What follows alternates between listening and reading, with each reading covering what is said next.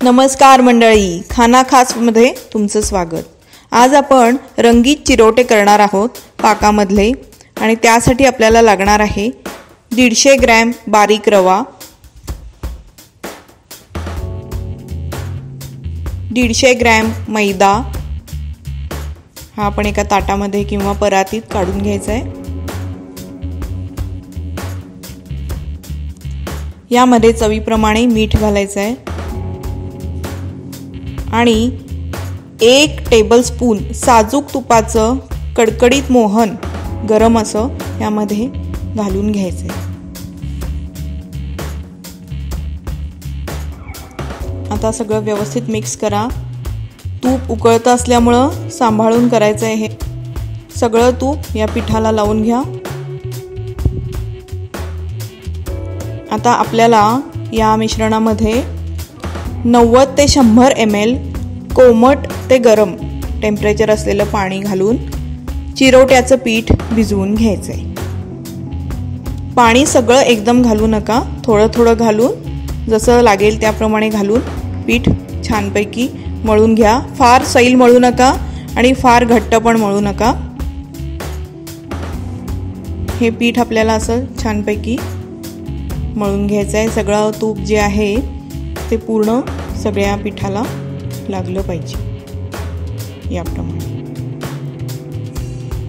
आता आपल्याला रंगीत चिरोटे बनवायचे आहेत, त्यामुळं या पिठामधनं 1/3 म्हणजेच 1/3 भाग आपण वेगळा काढणार आहोत आणि 2/3 भाग पांढराच ठेवणार आहोत। 1/3 भागामध्ये रोज पिंक कलर आपल्याला पाण्यात मिक्स करून घालून त्याचा वेगळा गोळा बनवायचा आहे। हे बघा, याप्रमाणे रोज पिंक कलर मी पाण्यात मिक्स करून यामध्ये घातलेला आहे। आता हा गोळा जो आहे आपण वेगळा मळून घेऊया।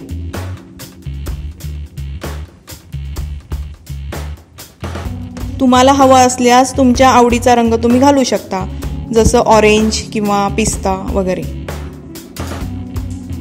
लागल्यास थोडंसं पाणी तुम्ही यामध्ये घालून छानपैकी गुळगुळीत असा गोळा मळून घ्या।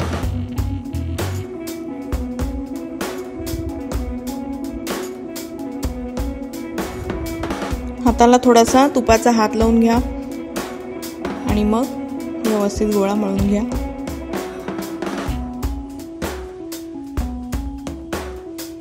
वाटल्यास तुम्ही वेगळ्या परातीत पण मळू शकता। आता जो व्हाईट भाग आहे चिरोट्यातला तो आपल्याला मळून घ्यायचा आहे।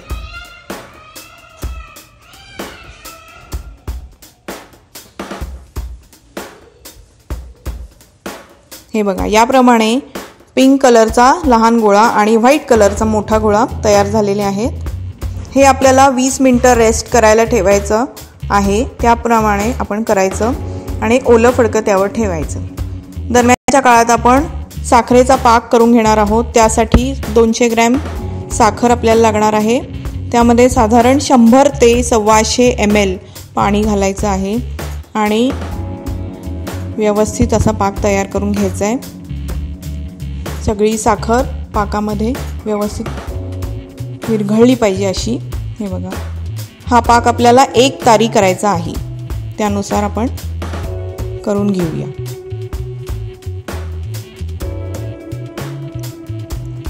आपण यामध्ये 2 वेलचीची पावडर घातली आहे आणि वाटल्यास तुम्ही केशरही घालू शकता, पण पाहिजेच असं काही नाही। हे बघा, 1 तारी पाक तयार झालेला आहे। याची टेस्ट करण्यासाठी आपण त्यामध्ये 1 चमचा घातलाय आणि त्याला चिकटलेला पाक आपण थोडासा थंड होऊन देऊन घ्यायचा आहे आणि हाताला पाक लावून घेऊन अशी तार येते का पाहायची। हे बघा, 1 तारी पाक हा असा असतो, त्याची अशी 1 तार येते। तर पाक आपण बाजूला ठेवलेला आहे आणि चिरोट्यांच्या मध्ये लावायचा साठा आपण तयार करणार आहोत। त्यासाठी 2 टेबलस्पून कॉर्नफ्लॉवर आणि 2 टेबलस्पून साजूक तूप घेऊन ते मिश्रण चांगलं हातानं फ्लफी करून घ्यायचं आहे आपल्याला साठा लावण्यासाठी। हे बघा, या पद्धतीनं हवा असल्यास चमच्यानं करा किंवा हाताने केल्यास जास्त चांगलं होतं। या पद्धतीनं हे पहा, चांगलं फ्लफी करून घ्या हे मिश्रण।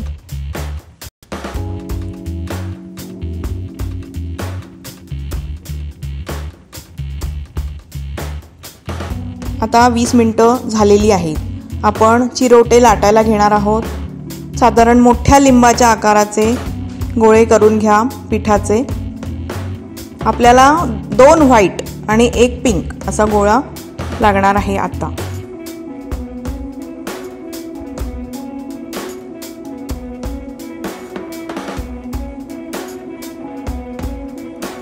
सर्व पिठाचे गोळे करून घ्या।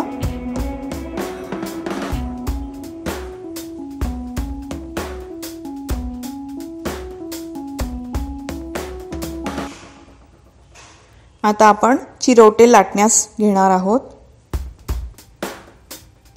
पहिल्यांदा व्हाईट कलरचा गोळा पोळपाटावर ठेवून त्यावर थोडंसं तूप लावायचं आणि व्यवस्थित अगदी पातळ असं लाटून घ्यायचं।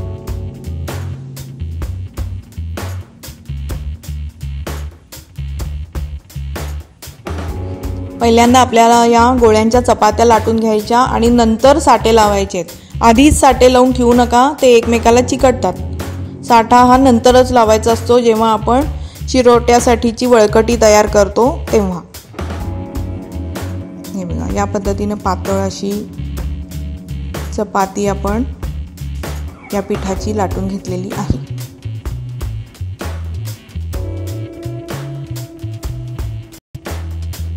ही आपण आता बाजूला ठेवूया। आता दुसरा गोळा आपण घेऊन लाटून व्यवस्थित बाजूला ठेवूया।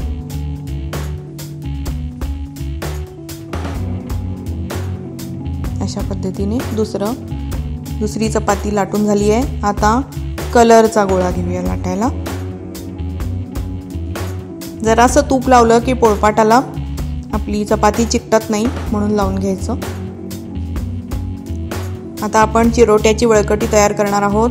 पहिली व्हाईट कलरची चपाती घेऊन त्यावर तयार केलेला साठा व्यवस्थित लावायचा आहे, पूर्ण कडेपर्यंत लावायचा आहे।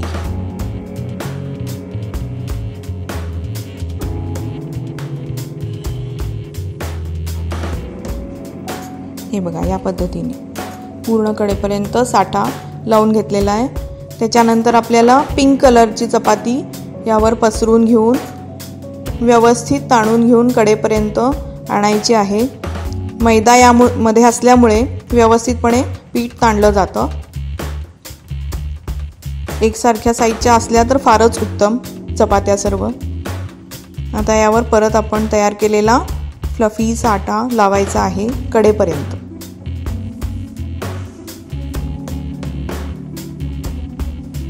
या पद्धतीने तिसरी व्हाईट चपाती आपण ठेवली आहे। तुम्ही हवा असल्यास 4 चपात्यांचा सेट पण करू शकता वळकटीसाठी। मी 3 घेतलेल्या आहेत। आता यावर परत साठा लावायचा, पूर्ण कडेपर्यंत पसरायचा। आता आपण वळकटी वळणार आहोत। प्रत्येक घडीवर परत बोटाने तूप लावा किंवा चमच्याने। हे जितकं तुम्ही व्यवस्थित कराल तितके तुमचे चिरोटे चांगले फुलतील।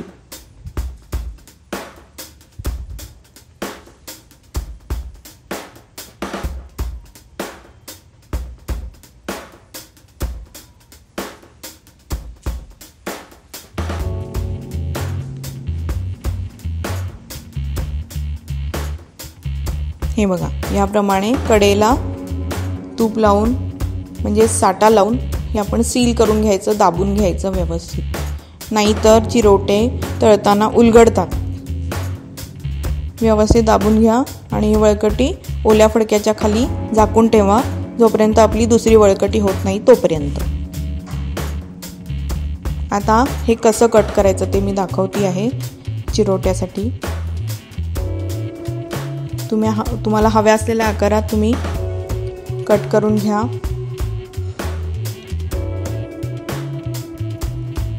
थिकनेस तुम्हाला जास्त हवा असेल तर जरासा मोठा लाटा कट करायचा, छोटे पाहिजे असतील तर छोटा लाटा कट करायचा.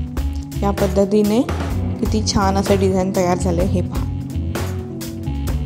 आता हा तळ हातावर ठेवायचा तुकडा आणि हलकेच प्रेस करायचं आहे आपल्याला, खूप जोर लावून प्रेस नाही करायचा असा, म्हणजे हा लाटायला सोपा पडतो. हे बघा या पद्धतीने. आता आपण पहिला चिरोटा लाटण्यास घेणार आहोत. हलक्या हाताने व्यवस्थित चिरोटा लाटून घ्या आणि कडा व्यवस्थित दाबून घ्या.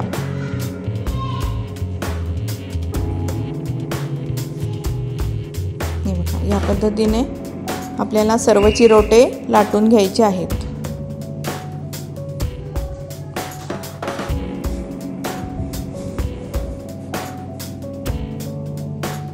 हे लाटले की लगेच तळूनच घ्या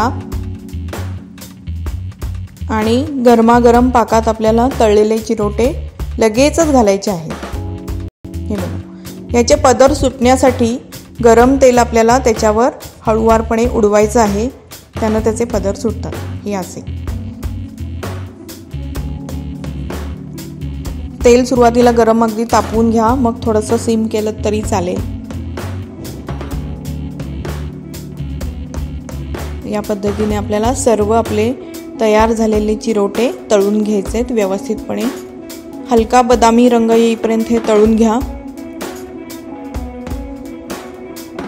दोन्ही साईडनी हे तळायचे आहेत. एक साईड जराशी बदामी झाली की मग उलटवायची. या पद्धतीने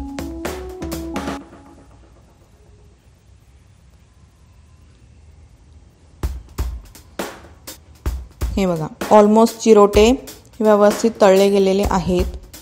साईड उलटवून मी थोडा वेळ आणखी तळणार आहे. तेल आधेमध्ये उडवत राहायचं आहे आपल्याला. आपण पहिला चिरोटा काढलाय, हा असाच्या असा गरमागरम पाकात आपल्याला 15 ते 20 सेकंद ठेवायचा आहे.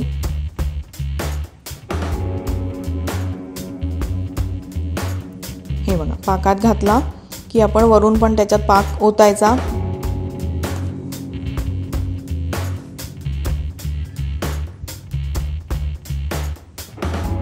15-20 मिनटं व्यवस्थित तो पाक ॲब्सॉर्ब करून घेतो.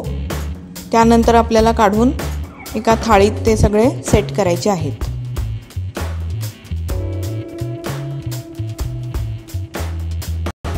हे बघा चिरोटे खाण्यासाठी तयार आहेत. कसे झाले ते कळवा आणि आमचं चॅनल खाना खास सबस्क्राईब करा, लाईक करा आणि शेअर करा. थँक्यू.